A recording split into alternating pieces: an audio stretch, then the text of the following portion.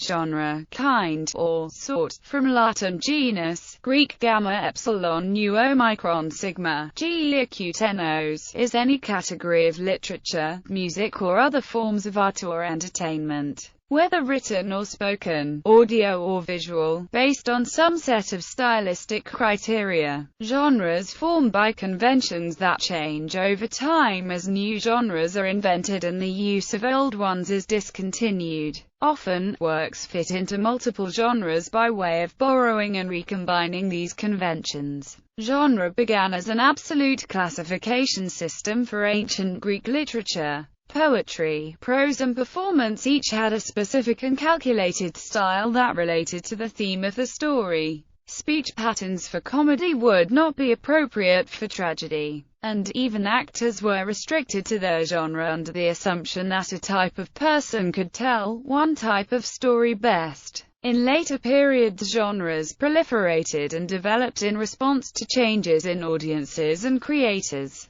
Genre became a dynamic tool to help the public make sense out of unpredictable art. Because art is often a response to a social state, in that people write, paint, sing, dance about what they know about. The use of genre as a tool must be able to adapt to changing meanings. In fact, as far back as ancient Greece, new art forms were emerging that called for the evolution of genre. For example, the tragicomedy. Genre suffers from the same ills of any classification system. Genre is to be reassessed and scrutinized, and to weigh works on their unique merit. It has been suggested that genres resonate with people because of the familiarity, the shorthand communication, as well as the tendency of genres to shift with public mores and to reflect the zeitgeist. While the genre of storytelling has been relegated as less a form of art because of the heavily borrowed nature of the conventions, admiration has grown. Proponents argue that the genius of an effective genre piece is in the variation, recombination, and evolution of the codes. Visual arts.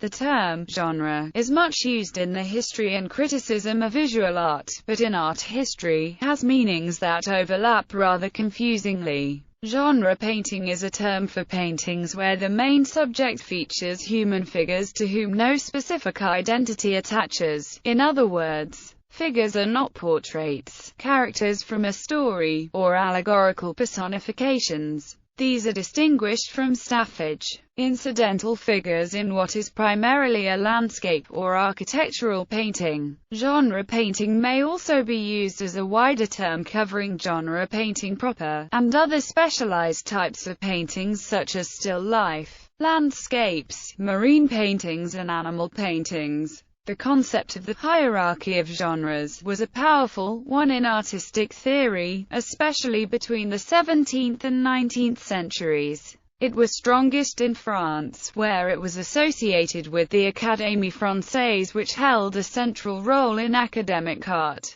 The genres in hierarchical order are history painting, including narrative, religious, mythological and allegorical subjects. Portrait painting, genre painting or scenes of everyday life, landscape and cityscape, animal painting, still life, literature. A literary genre is a category of literary composition. Genres may be determined by literary technique, tone, content, or even length. Genre should not be confused with age category, by which literature may be classified as either adult, young adult, or children's. They also must not be confused with format, such as graphic novel or picture book. The distinctions between genres and categories are flexible and loosely defined, often with subgroups. The most general genres in literature are epic, tragedy, comedy, novel, and short story. They can all be in the genres prose or poetry, which shows best how loosely genres are defined. Additionally, a genre such as satire, allegory or pastoral might appear in any of the above, not only as a subgenre, but as a mixture of genres.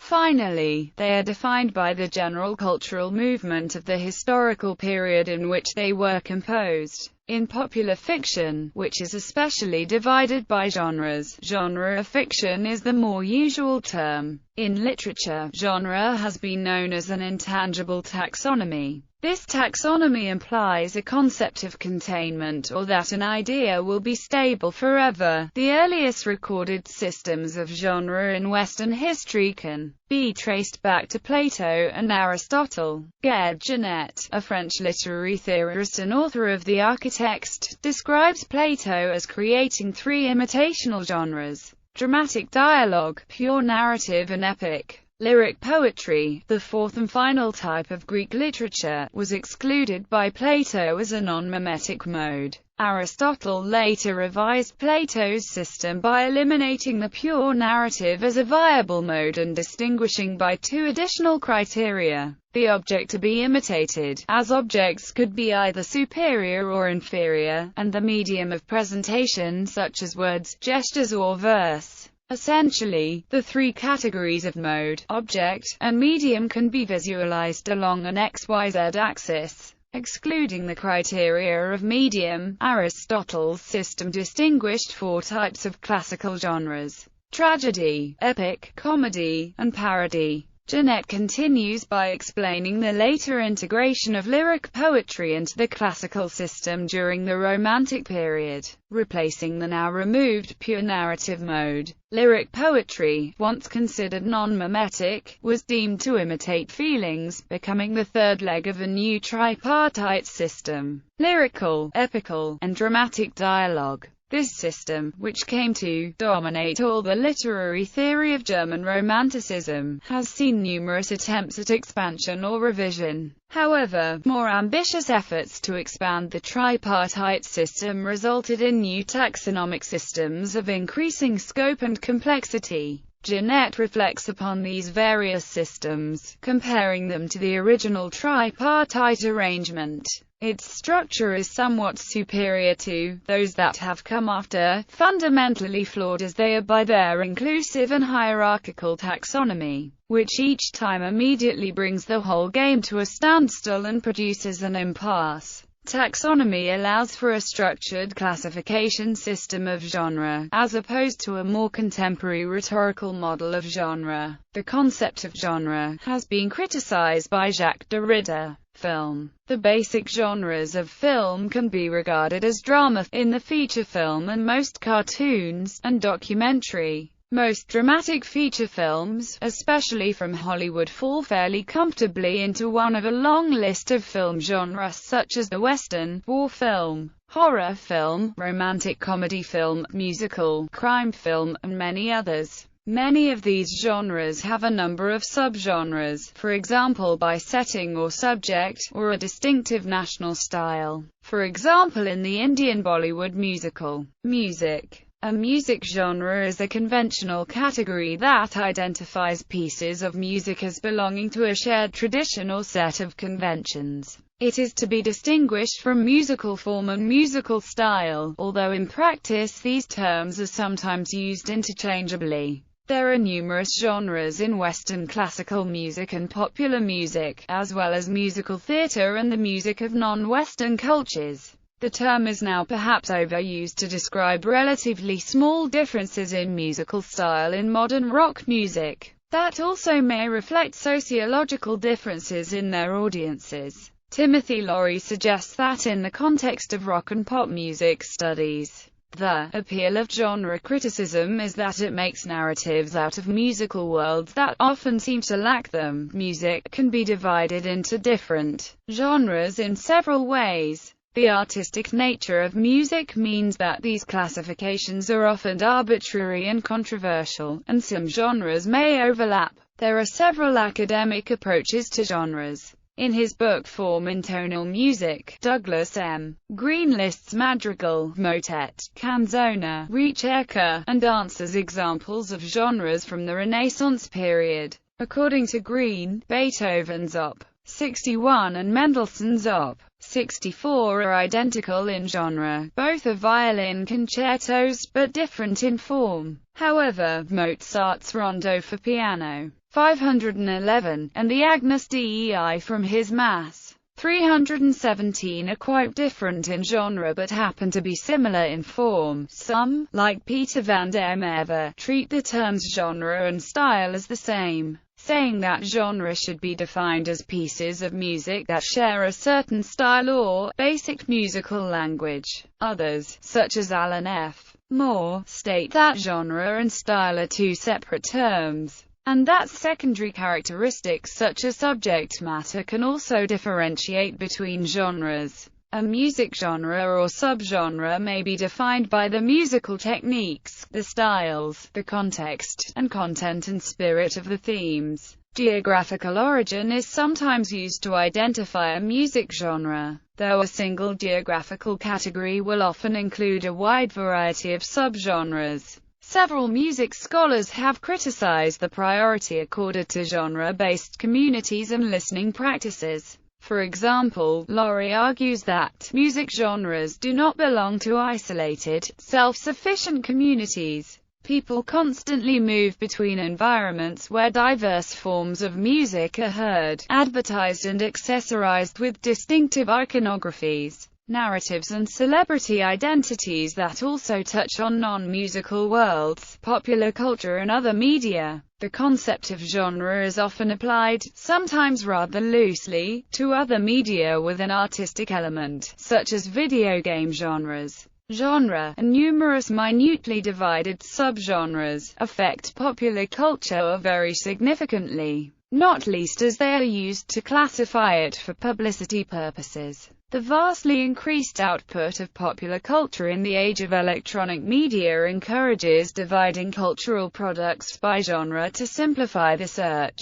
for products by consumers, a trend the Internet has only intensified. Linguistics. In philosophy of language, figuring very prominently in the works of philosopher and literary scholar Mikhail Bakhtin. Bakhtin's basic observations were of speech genres, modes of speaking or writing that people learn to mimic, weave together, and manipulate. In this sense, genres are socially specified, recognized and defined by a particular culture or community. The work of Georg Lukács also touches on the nature of literary genres, appearing separately but around the same time as Bakhtin. Norman Fairclough has a similar concept of genre that emphasizes the social context of the text. Genres are different ways of acting discursively. A text genre may be determined by its linguistic function, formal traits, textual organization, relation of communicative situation to formal and organizational traits of the text. Rhetoric. In the field of rhetoric, genre theorists usually understand genres as types of actions rather than types or forms of texts. On this perspective, texts are channels through which genres are enacted.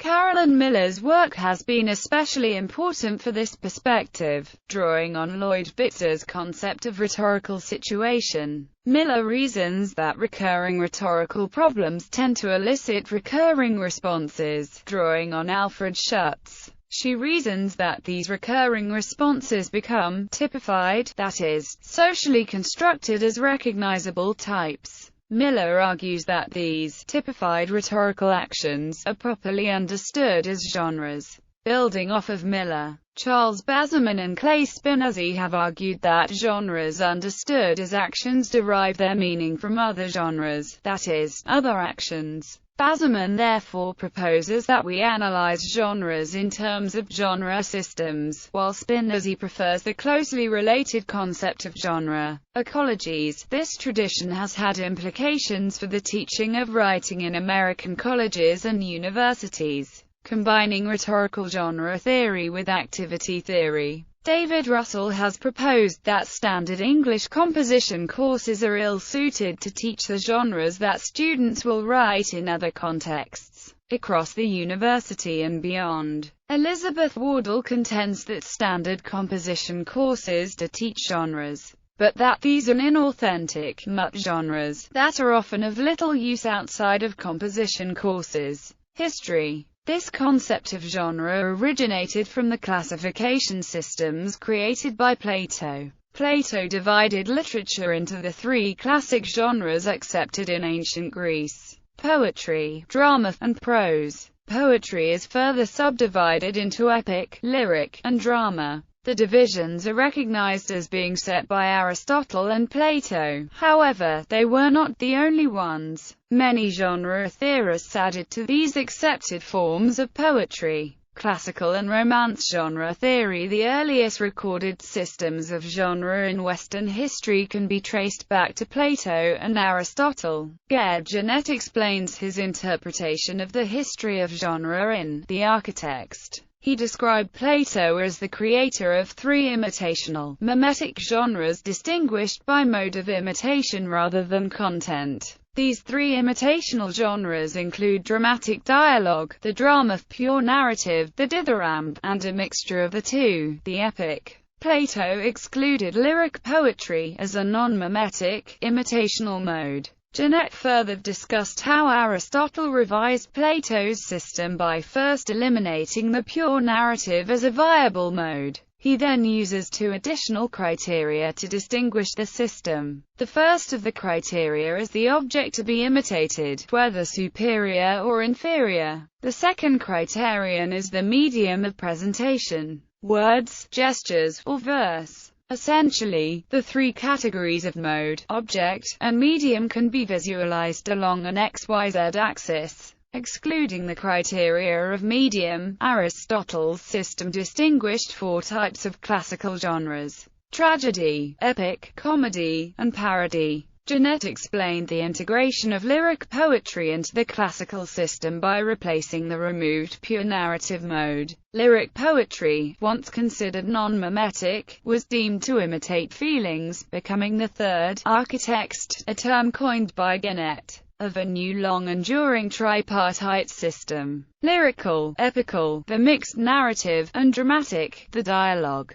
This new system that came to dominate all the literary theory of German Romanticism has seen numerous attempts at expansion and revision. Such attempts include Friedrich Schlegel's triad of subjective form, the lyric, objective form, the dramatic, and subjective, objective form, the epic. However, more ambitious efforts to expand the tripartite system resulted in new taxonomic systems of increasing complexity. Genus reflected upon these various systems, comparing them to the original tripartite arrangement. Its structure is somewhat superior to most of those that have come after, fundamentally flawed as they are by their inclusive and hierarchical taxonomy, which each time immediately brings the whole game to a standstill and produces an impasse. Culture. Genre is embedded in culture, but may clash with it at times. There are occasions in which a cultural group may not be inclined to keep within the set structures of a genre. Anthony Pears studied Inuit social workers in genre and identity, individuals, institutions and ideology. In this study, Pear described the conflict between the genre of Inuit social workers' record-keeping forms and the cultural values that prohibited them from fully being able to fulfill the expectations of this genre. Amy Devitt further expands on the concept of culture in her 2004 essay, A Theory of Genre, by adding, culture defines what situations and genres are likely or possible. Genre not only coexists with culture, but also defines its very components. Genres abound in daily life and people often work within them unconsciously. People often take for granted their prominence and ever-present residence in society. Devitt touches on Miller's idea of situation, but expands on it and adds that the relationship with genre and situation is reciprocal. Individuals may find themselves shaping the rhetorical situations, which in turn affect the rhetorical responses that arise out of the situation. Because the social workers worked closely with different families, they did not want to disclose many of the details that are standard in the genre of record-keeping related to this field. Giving out such information would violate close cultural ties with the members of their community. Audiences. Although genres are not always precisely definable, genre considerations are one of the most important factors in determining what a person will see or read.